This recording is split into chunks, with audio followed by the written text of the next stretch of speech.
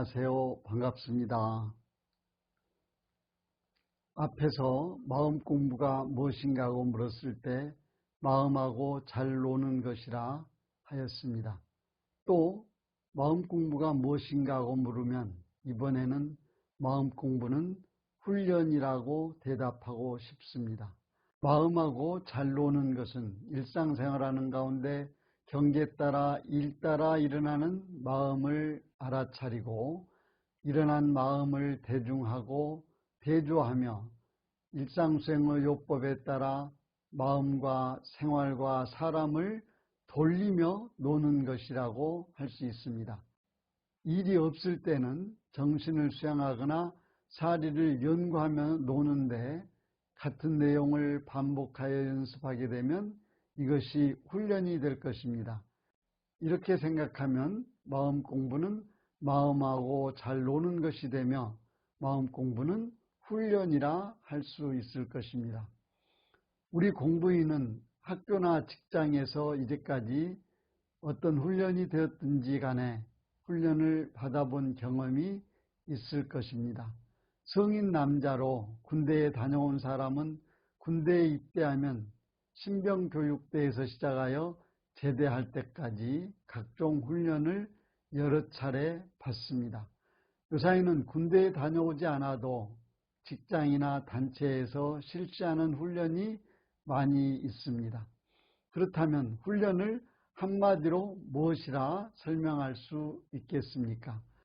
저는 훈련을 논어의 첫 구절에 나오는 하기 시습지면 부력 여로와 하는 데서 하기 시습 곧 배우고 때때로 익히는 일을 반복하는 것이라고 말하고 싶습니다. 세상 많은 일이 처음 당하면 생소하나 여러 번 경험하면 점차 익숙해지는데 처음에는 실패하기도 하는데 실패하더라도 하고 또 하면 저절로 되는 경지까지 도달하게 됩니다. 마음 공부도 이처럼 처음 대하게 되면 낯설어 생소하지만 한 번, 두 번, 하루 이틀 반복하여 듣고 익히고 연습하고 또 연습하면 이해가 되고 이어서 훈련을 지속하면 익숙해질 뿐 아니라 저절로 할 수 있게 되는 경지에 도달하게 됩니다.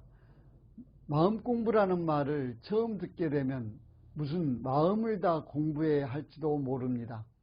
그리고 마음 공부한다는 것이 어떤 느낌인지 생소하고 어떻게 하는 것인지도 모릅니다. 처음 듣게 되었을 때 이 말을 전해주는 사람의 호감 또는 불호감에 따라서 좋아하거나 싫어하는 생각이 들기도 합니다.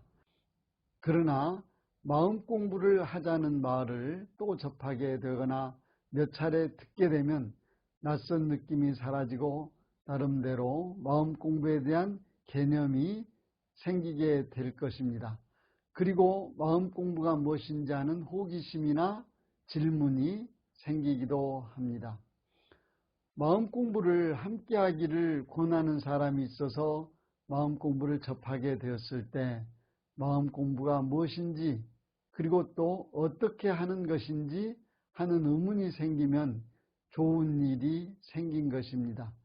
우리들에게 호기심이나 의심이 질문으로 바뀌면 변화가 일어날 수 있기 때문입니다. 그리고 나도 한번 해볼까 하는 마음이 나서 해보려 해도 처음에는 어떻게 하는 것인지 전혀 알 수가 없습니다. 이제까지 마음에 대하여 별로 생각해 본 일이 없기 때문일 것입니다. 이렇게 생각되는 사람은 마음 공부를 할 수 있는 기연이 생긴 것이나 어렸을 적부터 학교에 다니면서 공부하라는 말을 귀가 따갑게 들었는데 이 나이 되어서도 또 공부하라고 하고 생각하는 사람은 마음 공부할 기회가 멀리 사라져 버렸습니다. 그런데 마음 공부를 시작해 보려 생각하고 마음 공부 원리와 방법을 배워 이해는 할 수 있으나 실제 혼자 하려면 잘 되지 않습니다. 왜냐하면 대부분의 사람들은 형상이 있는 실체를 보아야 쉽게 이해할 수 있는데 마음은 형상이 없으므로 볼 수도 만질 수도 없기 때문입니다. 그리고 많이 접해보지 못해 익숙하지 않고 훈련이 되어 있지 않기 때문에 그럴 것입니다. 그래도 듣고 듣고 또 듣고 보고 보고 또 보고 하고 또 하면 점차 익숙해져서 어려웠던 것이 차차 쉽게 느껴집니다. 이렇게 듣고 또 듣고 보고 또 보고 하고 또 하는 것이 배우고 연습하는 것이며 같은 내용을 반복적으로 연습하는 것을 우리는 훈련이라 합니다. 그러므로 마음 공부하는 공부인은 마음 공부 원리와 방법에 대하여 지속적이고 반복적으로 배우고 연습해야 합니다. 이것이 마음 공부는 훈련이다 하고 말하는 이유입니다. 원불교 교리에는 훈련법이 있으며 원불교 가르침의 특징으로 이 훈련법을 강조하는 이들도 많습니다. 저는 다가오는 미래 세상에는 종교 가르침이기 때문에 교리대로 훈련법이라고 하는 원칙을 강조하는 것보다는 이를 다르게 잘 포장하여 세상의 입맛에 맞게 마음 공부라고 바꾸어 포장할 것을 주장합니다. 그래서 정전 가운데 제3장 수행편 1절부터 7절까지를 묶어서 마음 공부라고 포장하고 있습니다. 원불교 훈련에는 정기훈련법과 상시훈련법이 있습니다. 그러므로 포장을 바꾼 마음 공부에도 정기훈련과 상시훈련이 있게 됩니다. 훈련에서의 정기훈련과 상시훈련은 마음 공부 정기훈련과 상시훈련은 동일합니다. 정기훈련은 일정한 기간을 정해놓고 정기적으로 하는 훈련으로 마음 공부를 전문적으로 배우기 위하여 선원이나 학원에 들어가 배우는 과정입니다. 정기적으로 교당에 다니거나 훈련원 등에서 훈련을 받는 것도 여기에 포함되는데 정기훈련 과정에는 배우는 과목이 11과목이 있습니다. 마음 공부가 훈련이라면 어떤 과목을 훈련하겠습니까? 원불교 훈련은 정기훈련과 상시훈련으로 되어 있다고 앞에서 말씀드렸고 이는 다른 말로 하면 사막의 훈련입니다. 사막은 정신수양 사리연구 작업취사이며 마음 공부는 이 사막을 공부하는 것입니다.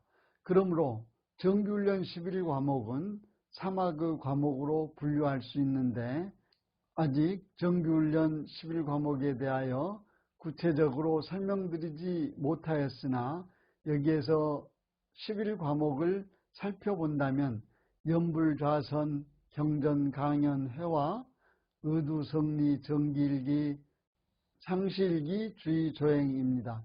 이에 대한 자세한 설명은 다음에 하기로 하고 정기훈련 11과목을 사막으로 분류하면 연불과 좌선 두 과목은 정신수양 훈련 과목이요 경전, 강연, 회화, 의두, 성리, 정기일기 6과목은 사리연구 훈련 과목이요 상시일기, 주의, 조행 3과목은 작업취사 훈련 과목입니다. 아쉬운 것은 마음 공부가 사막 공부다라는 주제로 아직까지 설명할 기회를 갖지 못하였는데 종합적이고 체계적인 마음 공부를 시작한 지 얼마 되지 않아서 그렇게 되었으므로 차차 설명드릴 기회를 만들도록 하겠습니다. 또 훈련에는 상시훈련이 있습니다. 상시훈련은 일상생활하는 가운데 일상적으로 하는 훈련입니다. 상시훈련 과목은 따로 있지 않냐고 상시응용 주의사항이 6가지 조목으로 되어 있고 교당에 다니면서 주의하라고 하는 6가지 조목이 있습니다. 일상생활 속에서 주의해야 할 6가지 조목은 사막 공부를 진행할 것을 주의하도록 하고 있고, 교당에 다니면서 주의할 사항 6가지는 공부인이 지도인이 있는 교당에 와서 주의할 일 6가지를 지정하고 있습니다. 교당에 와서 주의해야 할 6가지는 지도인에게 지낸 일을 일일이 문답하고 일상생활 속에서 느끼고 깨달은 바를 감정을 얻고 의심나는 바가 있으면 그것을 질문하여서 깨달음을 얻어서 마음 공부를 진행하며, 또 마음 공부를 열심히 하여 얻은 소득이 있으면 반드시 실생활에 활용하도록 하고 있습니다. 이에 대한 자세한 내용도 다음 기회에 설명하도록 하겠습니다. 오늘은 마음 공부는 사막 공부이고 사막 훈련이며, 훈련에는 정기훈련과 상시훈련이 있고, 정기훈련에는 11과목이 있으며 상시훈련은 6가지 주의사항이 있는데, 이 모두가 다 사막을 훈련하게 하는 과목이라고 말씀드렸습니다. 또한 교당에 다니면서 주의해야 할 6가지는 지도인에게 문답하고 감정을 얻으며 의심나는 사항은 제출하여 깨달음을 얻고 마음 공부를 열심히 하도록 독려하는 6가지 주의사항을 공부하였습니다. 이렇게 보면 우리가 하고 있는 마음 공부가 대단히 종합적으로 체계적이라는 생각이 더 들었을 것입니다. 오늘은 여기까지 하겠습니다. 마음 공부 잘하여서 새 세상의 주인 됩시다. 감사합니다.